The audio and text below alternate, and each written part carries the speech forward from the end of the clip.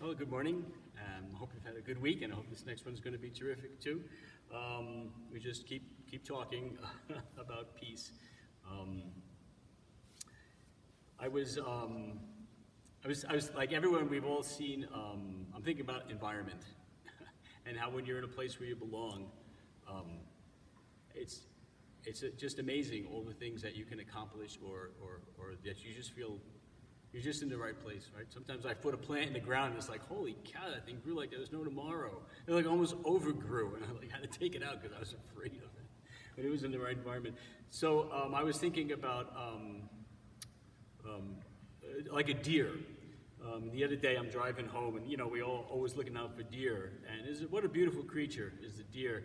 But when they're out trying to cross Mount Rushmore Road, they couldn't look more uncomfortable and more uneasy, and like they're just totally bewildered.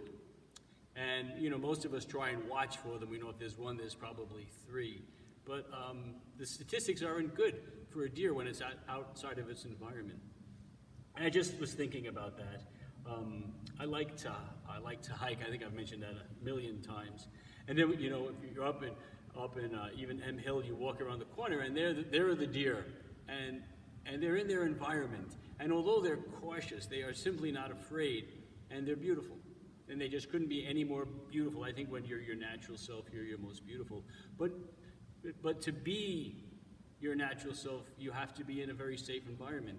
And that's something that seems maybe is a little hard to come by. So I think then again that with peace with God, God is your environment. You're going to be most naturally comfortable the more you're in the presence of God. And then I'm thinking again, like with these deer, I often wish they would just come up, and just say hi or something like that, because you want to touch them, because they're just, and most of the animals are like that, except the insects. And then I think, so if I'm in God's environment, maybe somebody wants to, or you find out you're drawn to certain people. You just want to be near them. There's just something about it. But it's not you. It's God going through you. So you're in that perfectly safe environment. And I think that's the shell of faith. And then, as often the case with me, if you listen to me play. I know I don't think like most people, but things connect in my mind. Songs, there's only 12 tones, so obviously any song can be connected to another song almost seamlessly. And it's the same with me with thoughts. We're doing the summer vespers on Saturday nights, and I was just almost realizing that summer reminds me of heaven. If I have to think of a season for heaven, it's got to be summer, where everything is maybe at its best. But I was thinking that summers are tough too, because a long time ago I had a little son who died, and he died in summer. And that was it was very, very difficult to go through that. Right? Who wouldn't experience that as tough? And really, it changed.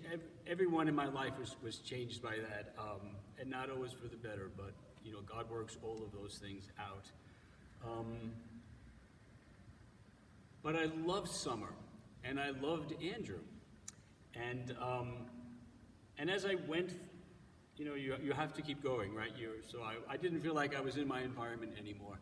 I thought my environment was my family. And when we lose someone in our family, our environment has been damaged, and we become like the deer, like, I don't know what to do. Everything you counted on seems to be gone. And from that starts this seed that God is my environment. And if God had accomplished everything he needed to accomplish, with a little child, and he gave us, we had several weeks or a couple months with him, then that's a miracle, that in that short amount of time, he accomplished God's word, and God took him back.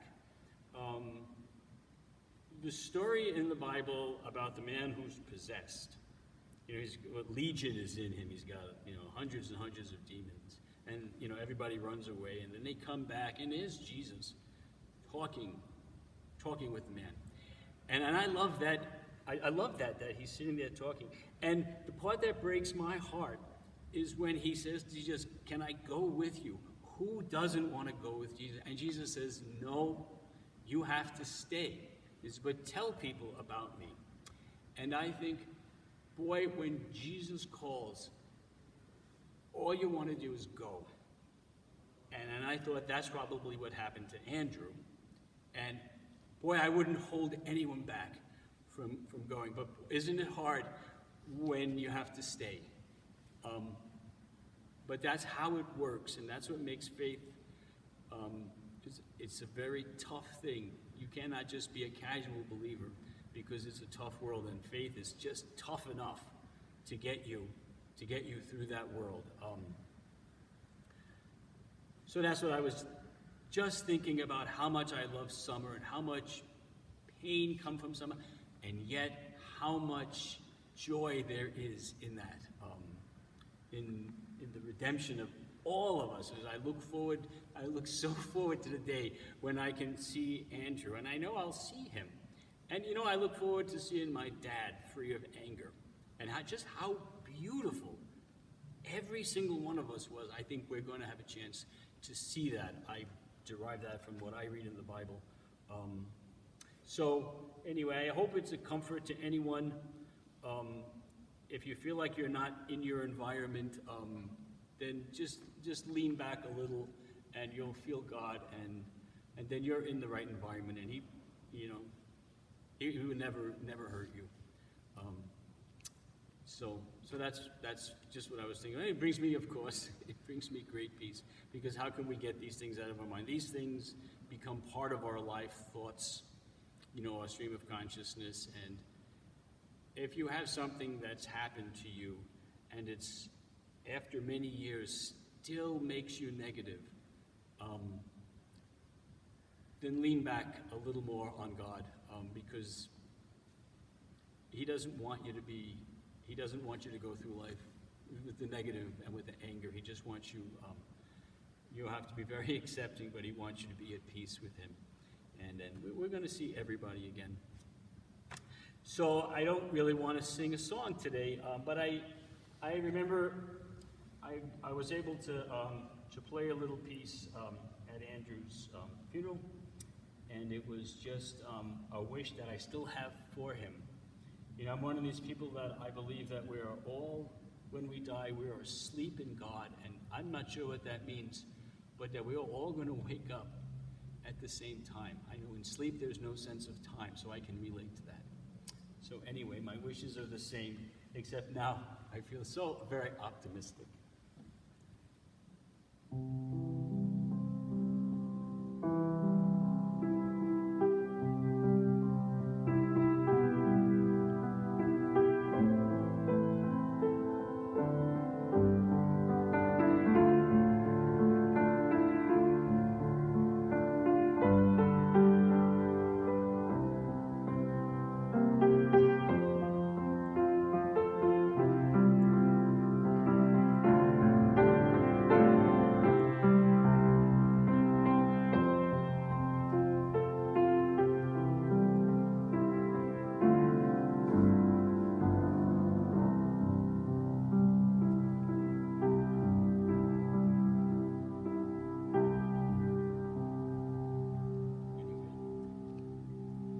He's having a wonderful sleep, and I can't wait until we all wake up.